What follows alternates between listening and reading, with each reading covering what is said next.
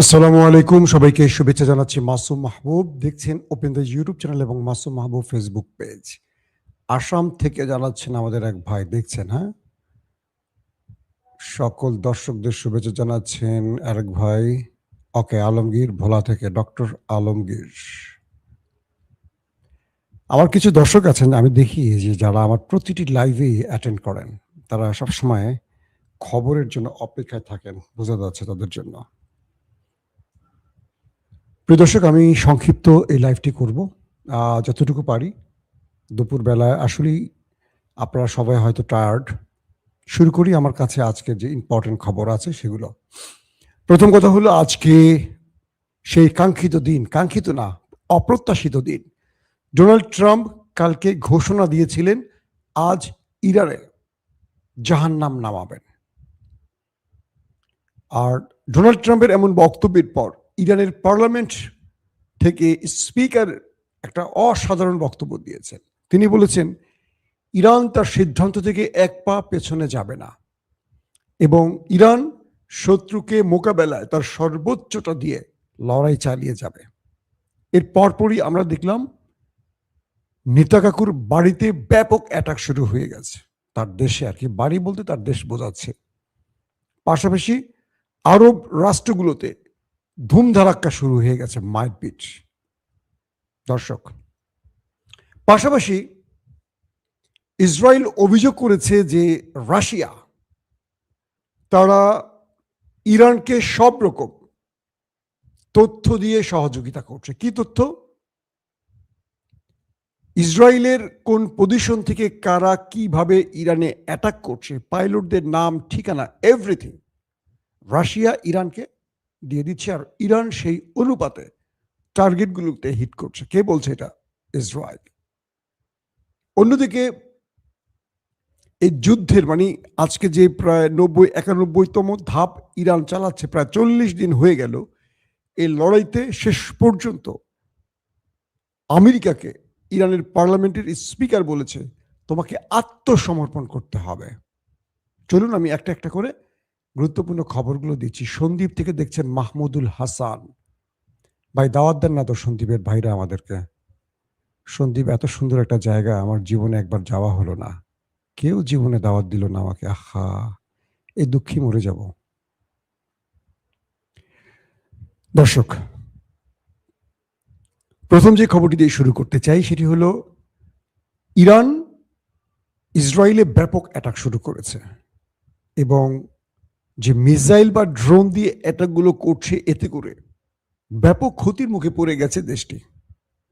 আর তাই ইসরায়েল অভিযোগ করছে যে রাশিয়া ইরানকে সব রকম তথ্য দিয়ে এই যুদ্ধে ইসরায়েলের ক্ষয়ক্ষতি বাড়াচ্ছে। প্রশ্ন আসতে পারে না যে ইসরায়েল এই অভিযোগটি কি করে করে, যখন আমেরিকার মতো পরাশক্তি, সুপার পাওয়ার, তারা ইসরায়েলের হয়ে ইরানের বিরুদ্ধে লড়াই করছে এবং বলা হচ্ছে যে মানে কত হাজার অ্যাটাক ইরানে হয়েছে। এখন এই মুহূর্তে আজকে হয়তো হিসাবটা দিতে পারবো না, আমি 2-3 দিন আগে লাইভও বলেছি যে লক্ষ লক্ষ প্রায় অ্যাটাক হয়ে গেছে ইরানের মধ্যে। এবং কালকে না, আজ থেকে 3 দিন আগে ইরানে যে কমান্ডো অপারেশনটি আমেরিকা করেছিল, সেখানেও শুধু আমেরিকা নয়, ইসরায়েল যৌথভাবে ইরানে এই অপারেশনটি চালিয়েছে এবং দুপক্ষের ব্যাপক ক্ষয়ক্ষতির মুখে পড়েছে। ইসরায়েল বলছে এই হামলায় মানে এই অপারেশনে তাদের অনেক কমান্ডো নিখোঁজ হয়ে গেছে, মানে ওপারে চলে গেছে।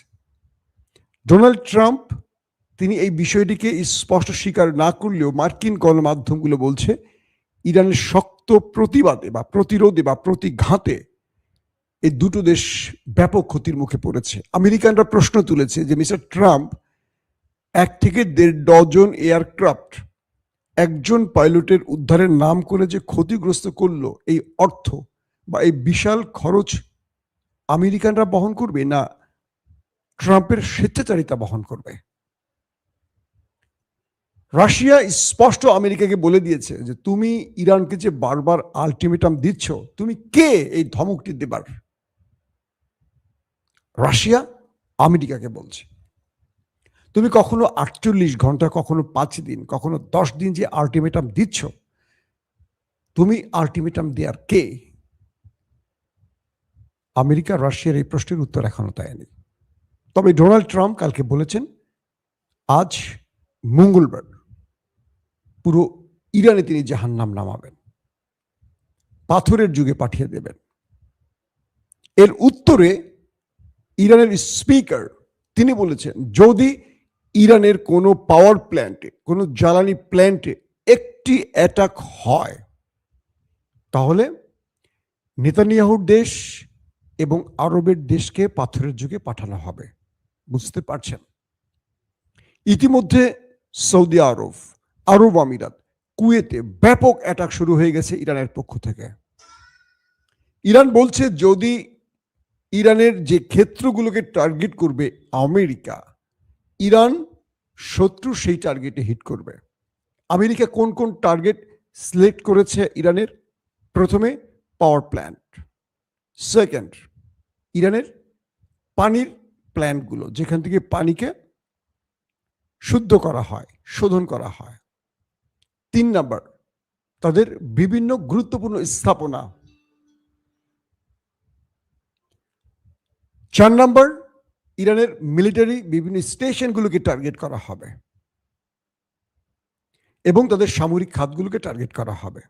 উত্তরে ইরান বলেছে যে আমরা সেম প্রথমে গালফ কান্ট্রির মার্কিন স্বার্থ সংশ্লিষ্ট পাওয়ার প্ল্যান্টগুলোকে উড়িয়ে দেব এবং তিনি বলছেন যদি ইরানের বিদ্যুৎ ব্যবস্থায় হিট হয় পুরো আরবকে অন্ধকার করে ফেলব। আরবরা কখনো লোডশেডিং কি এটা জানেই না। আপনারা কি জানেন লোডশেডিং কি জিনিস? বাংলাদেশিরা? আমার মনে হয় এটা আপনাদেরকে প্রশ্ন করার চেয়ে বড় প্রশ্ন করতে হবে বাংলাদেশে বিদ্যুৎ থাকে কখন? এখনো গ্রাম অঞ্চলে গেলে বাংলাদেশের, আমি যখন কোনো গ্রাম অঞ্চলে একটু বেড়াতে যাই, ঘুরতে যাই, বিদ্যুৎ দেখি না সারাদিনও, তো পাওয়ার ব্যাংক সঙ্গে নিয়ে যাই। পাওয়ার ব্যাংক ব্যাকআপ না দিতে পারলে গাড়ি চলমান থাকা অবস্থা গাড়ি থেকে মোবাইল চার্জ দেওয়া যায়, এভাবে মোবাইলে চার্জ দিতে হয়। তো আরবের মানুষগুলো বিদ্যুৎ কখনো চলে যায় এটা ওরা জানেই না, কিভাবে বিদ্যুৎ যায়, লোডশেডিং কি জিনিস জানে না। তো ইরান বলছে যে তোমার পুরো দেশকে আমরা অন্ধকার করে ফেলবো যদি তুমি ইরানের কোনো পাওয়ার প্ল্যান্টে অ্যাটাক করো। দেখেন সেম, যদি তুমি আমার পানি শোধনাগারে হিট করো তাহলে আমি তোমার যেখান থেকে তুমি পানি শোধন করো, পানিকে শুদ্ধ করো বা রিফাইন করো, আমি সেগুলো উড়িয়ে দেব। এখন তুমি চিন্তা করো ডোনাল্ড ট্রাম্প আসলে একটা মহা বিপদে পড়েছে, কারণ ইরানের যেই জায়গাগুলোতে হিট করবে ইরান ঠিক সেই সেম পজিশনে ইতিমধ্যে হিট করে আসছে গত 40 দিন ধরে। আজকের খবর শোনেন, ইসরায়েলের গুরুত্বপূর্ণ অনেক জায়গা এখন আগুন জ্বলছে দাউ দাউ করে। ইরান সিরিজ অ্যাটাক করে যাচ্ছে মিসাইল এবং ড্রোন দিয়ে।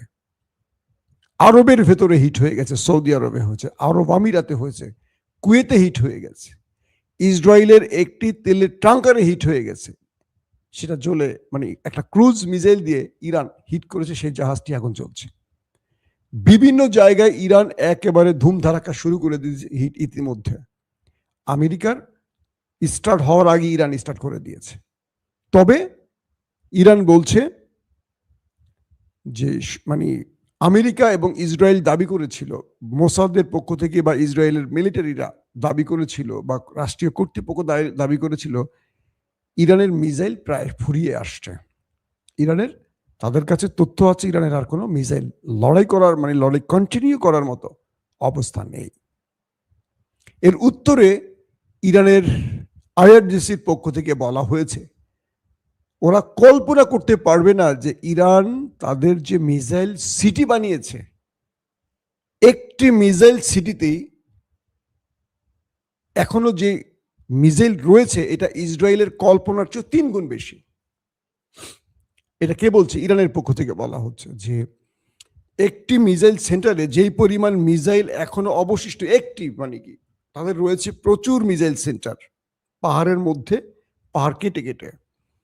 তারা বলছে যে একটি মিসাইল সেন্টারেই যে পরিমাণ মিসাইল এখনো মজুদ আছে এটা ইসরায়েলের তারা যে কল্পনা করছে তার চেয়ে 3 গুণ বেশি। এবং তারা কিছু ভিডিও রিলিজ করেছে, রানিং ভিডিও, এগুলো পূর্বের রেকর্ডকৃত বা আর্কাইভ ফুটেজ নয়। তার মানে ইরান শুধু লড়াই করছে না, প্রতিনিয়ত মিসাইল তৈরি করছে। তথ্য এসছে ইরানের কাছে রাশিয়া এবং চীন কিছু এক্সক্লুসিভ জিনিস পৌঁছে দিয়েছে ত্রাণের নাম করে। কি হতে পারে সেগুলো? অন্যদিকে ইরান যে দাবি করেছে তারা 100 বছরের অপেক্ষার একটি গেম চেঞ্জিং বিষয় দেখাতে যাচ্ছে বিশ্বকে, সেটা কি? সেটার জন্য এখনো আমরা অপেক্ষায় আছি। সবার আগে আপনাদের জানাবার চেষ্টা করব। কয়েকটি সূত্রের দাবি, ইরানের রাষ্ট্রীয় কর্তৃপক্ষ না, ইরানি কিছু সূত্রের দাবি, ইরান বিশ্বকে চমকে দেবার মতো কিছু করতে যাচ্ছে। কি সেটা আমি জানি না, আপনারা জানলে কমেন্ট করেন। তবে আমি ধারণা করছি ইরান নিউক্লিয়ার পরীক্ষা চালায় কিনা, এটা আমার একটা সম্ভাব্য ধারণা থেকে বলছি। তার পরের গুরুত্বপূর্ণ খবরটি কি? ইরান তার 70 লক্ষ, ইরান বলছে তার 70 লক্ষ সেনা প্রস্তুত। প্রশ্ন করবেন মাসুম ভাই, এটা তো একটু গুল মেরে ফেললেন। না, ইরান যখন তার দেশের জন্য 10 লক্ষ স্বেচ্ছাসেবী ফাইটার সংগ্রহের ঘোষণা দিয়েছিল, তখন ইরানের ভেতর থেকে 70 লক্ষ আবেদন করেছে। এবার বিষয়টা ক্লিয়ার। অর্থাৎ ইরানের মার্কিন কমান্ডো নামার আগে ইরান 10 লক্ষ তার স্বেচ্ছাসেবী ফাইটার নিয়োগের ঘোষণা দিয়েছিল। ইরানের ভেতর থেকে 70 লক্ষ যুবক বা প্রাপ্তবয়স্ক তারা ইরানের সাথে যুদ্ধের জন্য, ইরানের পক্ষে শত্রুর বিরুদ্ধে যুদ্ধের জন্য নাম তালিকা এন্ট্রি করেছে। ইতিমধ্যে তাদেরকে বিভিন্ন ফরম্যাটে প্রশিক্ষণ দেয়া হচ্ছে এবং বলা হচ্ছে ইরানের মিসাইল নগরীর চারপাশে তাদেরকে প্রস্তুত রাখা হয়েছে, কারণ এত মিসাইল মারার জন্য তো প্রচুর লাগবে। এই মিসাইল নগরী থেকে তো মিসাইল বের করে হিট করতে হবে, এবং ইরান বলছে তাদের মিসাইল লঞ্চারেরও কমতি নেই, বরং পর্যাপ্ত আছে। শত্রুকে সারপ্রাইজ দেওয়ার জন্য ইরান প্রস্তুত। এবং এই 70 লক্ষ যুদ্ধ করবে কি করবে না, ইরান শুধু মেসেজ দিয়েছে 70 লক্ষ স্বেচ্ছাসেবী ফাইটার প্রস্তুত হয়ে গেছে তাদের, প্রয়োজনে তারা এদেরকে ব্যবহার করবে এবং ট্রেনিং চলছে এদেরকে ধারাবাহিক। বিশাল অঞ্চল তো ইরান, ছোট্ট একটি দেশ নয়, তাদেরকে বিভিন্ন জায়গায় ট্রেনিং দিয়ে প্রস্তুত করা হচ্ছে। এবং ইরান তার লাস্ট মেসেজ এটি দিয়েছে, আমেরিকা তুমি আত্মসমর্পণ করো, তোমার সময় ফুরিয়ে এসছে। এই কথা ইরান কখন বলে, কখন বলতে পারে? যখন ইরানের আত্মবিশ্বাস আকাশচুম্বী। বুঝতে পেরেছেন? এবং ইরানের স্পিকার একটা হৃদয় বিদারক বক্তব্য দিয়েছেন, ইরানিদেরকে প্রস্তুত থাকতে বলেছেন এই অন্ধকার চিরদিন থাকবে না, এই অন্ধকার কেটে যাবে, বিজয় আসবে। ইরান বলছে কোনো প্রকার যুদ্ধবিরতির জন্য আমেরিকার সাথে আলোচনা নয়, কারণ তাদেরকে আমরা বিশ্বাস করি না। বিশ্বাসঘাতক বা অবিশ্বাসী তারা, তাদেরকে আন্তর্জাতিক গ্রান্টার রাষ্ট্র দিতে হবে এবং তারা কোনো দুর্বল দেশ না। চীন, রাশিয়া, জাতিসংঘের মতো দেশ বা আরবকে আসতে হবে এবং আমেরিকাকে অবশ্যই গালফ ছেড়ে যেতে হবে, আরব ছেড়ে যেতে হবে এবং ইরানের উপর থেকে সকল নিষেধাজ্ঞা তুলতে হবে। এরকম বেশ কিছু শর্ত আমেরিকাকে চাপিয়ে দিয়েছে ইরান। এখন ডোনাল্ড ট্রাম্প এই শর্তগুলো মেনে নিলে তার রাজনীতি শেষ। ইতিমধ্যে তিনি মানসিকভাবে ব্যাপক চাপে রয়েছেন। গতকালকে রোববার আমেরিকার সময় গভীর রাতে তার হোয়াইট হাউসের আশপাশে ব্যাপক গোলাগুলির খবর পাওয়া গেছে। অন্যদিকে নেতা সাহেব তার দেশে ইরানের আক্রমণ মোকাবেলা করতে গিয়ে নাজেহাল হয়ে যাচ্ছেন, পারছেন না আর। ইরান বলছে সবে তো শুরু, আমেরিকা আমার দেশে যদি জাহান্নাম নামায় আমরা ওদের কিয়ামত নামিয়ে দেব। এখন দেখতে চাই কোন পজিশনে গিয়ে ঠেকে শেষ পর্যন্ত এই লড়াই। আবারও বলছি, আমরা কিন্তু যুদ্ধের পক্ষে না, শান্তির পক্ষে। এই যে অবস্থা খারাপ, তেল গ্যাস কিছু পাচ্ছি না, এক জায়গায় আটকে বসে আছি।